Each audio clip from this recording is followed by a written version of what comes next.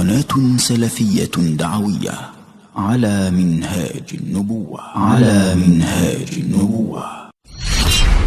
نعم عباد الله، هذه مثل الدنيا في كتاب الله، وهكذا مثلها في سنة رسول الله صلى الله عليه وعلى آله وسلم.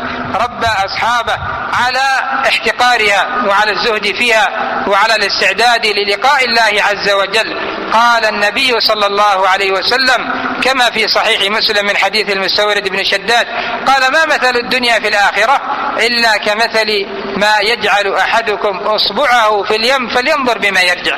ما مثل الدنيا في الآخرة، ما الفارق بين الدنيا والآخرة في النعيم وفي الخير وفي التمتع إلا كمثل ما يجعل أحدكم أصبعه في اليم فلينظر بما يرجع. فارق كبير بين البحر الواسع والعظيم وبين ما يعلق بالأصبع إذا أدخلت أصبعك في البحر. تأمل يا عبد الله، إذا أدخلت أصبعك في البحر وأخرجت هذا الأصبع كم يكون من الماء علق بأصبعك أمام هذا المحيط وأمام هذا البحر الواسع العظيم. هكذا الفارق بين الدنيا والآخرة عند ربنا تبارك وتعالى. وهكذا عباد الله يقول النبي صلى الله عليه وعلى آله وسلم: الدنيا سجن المؤمن وجنة الكافر. الدنيا سجن المؤمن وجنة الكافر. الدنيا سجن المؤمن لأنه مطالب بالتكاليف، مطالب بالصلاة، مطالب بالصيام، مطالب بأداء ما أوجب الله من أنواع الطاعات والفرائض والأركان، ومنهي عن كثير من المحرمات. فالمسلم مقيد في هذه الدنيا، يسير على وفق الشرع، يبحث عن مرضاة الله تبارك وتعالى، يترك كثيرا من الشهوات والملذات اتقاء لله عز وجل وطلبا لما عند الله تبارك وتعالى.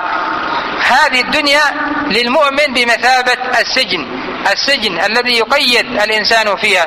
وأما الكافر فهي جنة الكافر لأنه لا يبالي بحلال ولا حرام، نبشوا كل محرم وفعلوا كل قبيح وعاشوا في هذه الدنيا عيشة البهائم لأجل البطون والفروج، لكن المورد إلى الله سبحانه وتعالى. فقال النبي صلى الله عليه وسلم: الدنيا سجن المؤمن وجنة الكافر. وبعض الناس يلهو ويلعب ويعرض عن طاعة الله ومع ذلك لا يحصل من الدنيا إلا شيئا يسيرا، وبعضهم لا يحصل شيئا.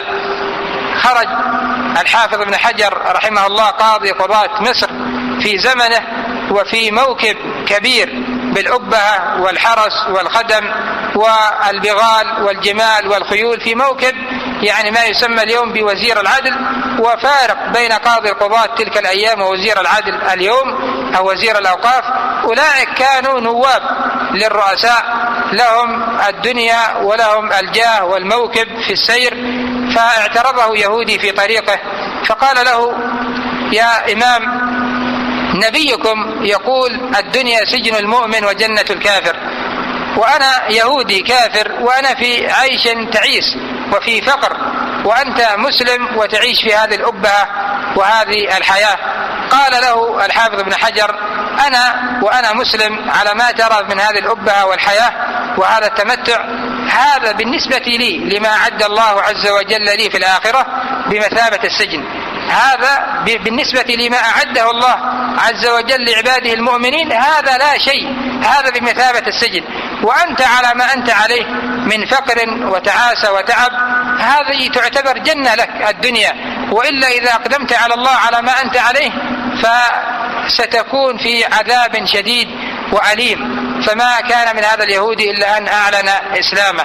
نعم عباد الله، المؤمن مهما تعب في هذه الدنيا فإنه ينتقل من أذاها إلى رحمة الله تبارك وتعالى وما أعده الله عز وجل لعباده الصالحين مما لا عين رأت ولا أذن سمعت ولا خطر على قلب بشر.